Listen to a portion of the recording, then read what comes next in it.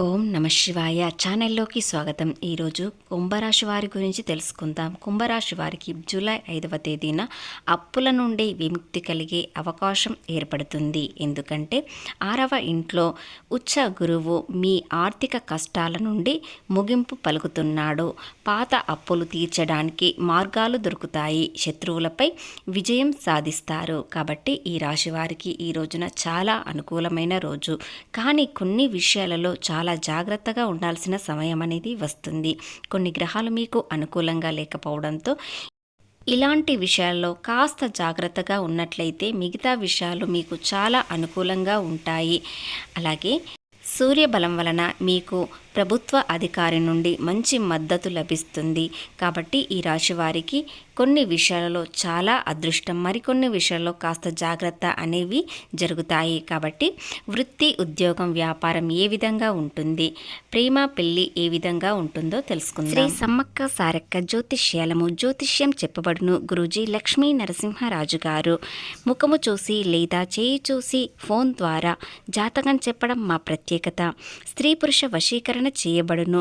వ్యాపారం, ఉద్యోగం, చదువు, పిల్లలలో జ్ఞాపక శక్తి తగ్గుట, రాజకీయం, ప్రేమ, పెళ్లి, సంతానం, భార్యాభర్తల మధ్య కలహాలు రావడం, కుటుంబ సమస్యలు, ఆర్థిక సమస్యలు, ప్రమోషన్లు, విదేశీ ప్రయాణాలు, లక్ష్మీ శాంతి, మనశ్శాంతి, భూ వివాదాలు, కోర్టు సమస్యలు, ఆర్థిక సమస్యలు, కళ్యాణ సమస్యలు, భయం, చేతబడి నివారణ, నరదృష్టి, నాగదోషం, చెడు దోషాలకు యంత్రాలు ఇవ్వబడును.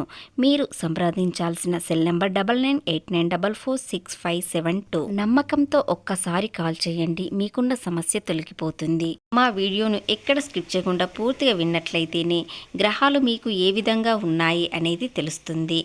కేతు 7వ ఇంట్లో ఉండవడం వలన భాగస్వామితో కాస్త జాగ్రత్తగా ఉండండి.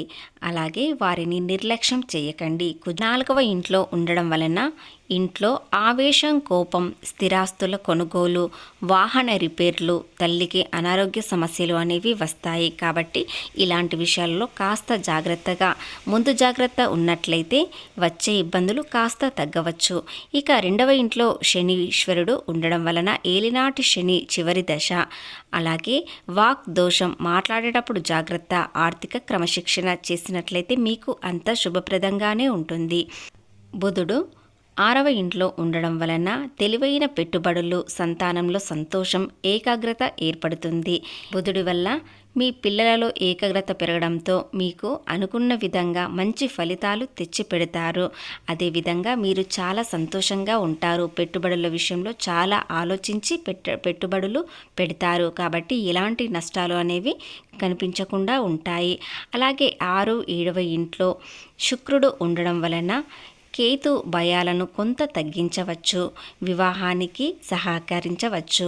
కేతు వల్ల కొన్ని ఇబ్బందులు వచ్చినా కూడా శుక్రుడి వల్ల అది సమానం చేయవచ్చు. కాబట్టి కేతు వలన ఎలాంటి భయాలు పెట్టుకోకుండా కోపం అనేది కాస్త తగ్గించినట్లయితే అంత శుభప్రదంగానే ఉంటుంది. ఇక వ్యాపార విషయానికి వచ్చినట్లయితే ఉద్యోగస్తులకు, వ్యాపారస్తులకు ఈ నెల ముఖ్యంగా ఈ రోజున సానుకూలంగా ఉంటుంది. కాబట్టి గురువు వలన వీరికి వ్యతిరేకంగా పనిచేసే సహోద్యోగులు లేదా అధికారుల సైతం మీకు అనుకూలంగా మారవచ్చు. మీ ప్రాజెక్టులు ఎటువంటి ఆటంకాలు లేకుండా పూర్తి చేస్తారు.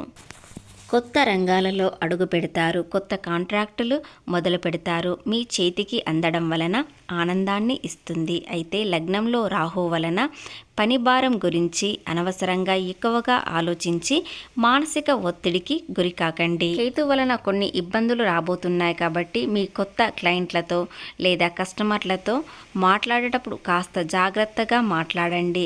ఎలాంటి అడ్డంకులు లేకుండా ముక్కుసూటిగా మాట్లాడండి. అలాగే అస్సలు సిగ్గుపడద్దు. ఎందుకంటే అదే మీ వ్యాపారాన్ని దెబ్బతీసే అవకాశాలు ఉంటాయి. వ్యాపార భాగస్వాములపై మీకు కాస్త నమ్మకం అనేది ఈరోజు తగ్గవచ్చు.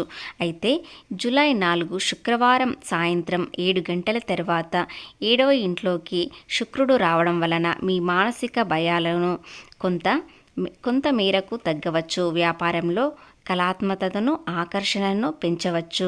రియల్ ఎస్టేట్ వ్యాపారవేత్తలకు కుజుడి వల్ల కాసుల వర్షం కురిపించే అవకాశం ఉంటుంది. కాబట్టి వీరికి బిజినెస్ అనేది చాలా ఎదుగుతుంది. ఆర్థిక పరిస్థితి సంబంధించిన కుంభరాశి వారికి రిలాక్స్గా ఉండే రోజులు.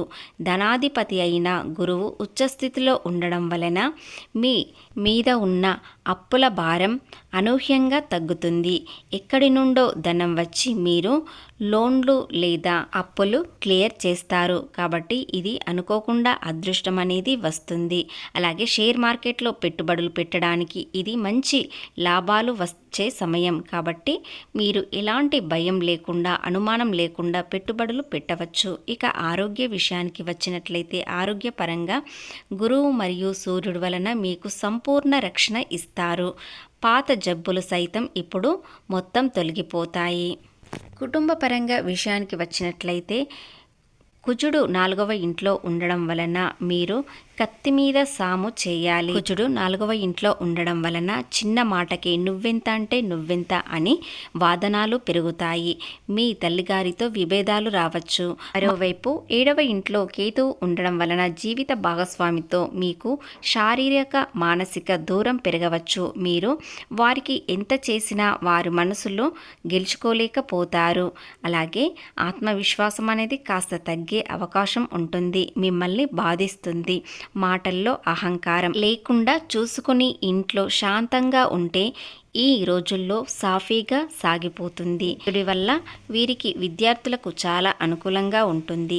ఏలినాటి శని తొలగిపోయి చాలా సంతోషంగా ఉండే సమయం కాబట్టి బుధుడు జ్ఞాపక శక్తి పెంచుతాడు. అయితే 4వ ఇంట్లో గృహ విద్యాస్థానం కాబట్టి కుజుడు ఉండడం వలన ఇంట్లో చదువుకోవడానికి సరైన వాతావరణం ఉండదు. కాబట్టి స్కూల్లోనైనా కళాశాలలోనైనా మీరు వీలైనంత వరకు ఎక్కువగా చదివినట్లయితే మీకు అంతా శుభప్రదంగానే ఉంటుంది.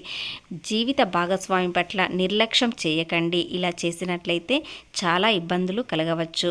అలాగే కుజదోష శాంతి కోసం ఇంట్లో అనవసరమైన గొడవలు ఆవేశం తగ్గించడానికి ప్రతి మంగళవారం సుబ్రహ్మణ్య స్వామిని దర్శించుకోండి లేదా కుజ గాయత్రి మంత్రం పఠించండి. ఇలా చేయడం వలన కుజదోషం అనేది మొత్తం తొలగిపోయి సంతోషంగా ఉంటారు. అలాగే కేతు పరిహారానికి ఏమి చేయాలి అనేది తెలుసుకుందాం. జీవిత భాగస్వామి పట్ల ఇబ్బందులు తొలగిపోవాలంటే ప్రతిరోజు వినాయకునికి గరికతో పూజ ఇంట్లో చేయండి లేదా పెరుగన్నం నైవేద్యం పెట్టండి. ఇలా చేసినట్లయితే మీ కుటుంబంలో సమస్యలన్నీ తొలగిపోతాయి. ప్రేమలో ఉన్న ఇబ్బందులు కూడా తొలగిపోయి ప్రేమలో ఉన్నవారు చాలా సంతోషంగా ఉంటారు.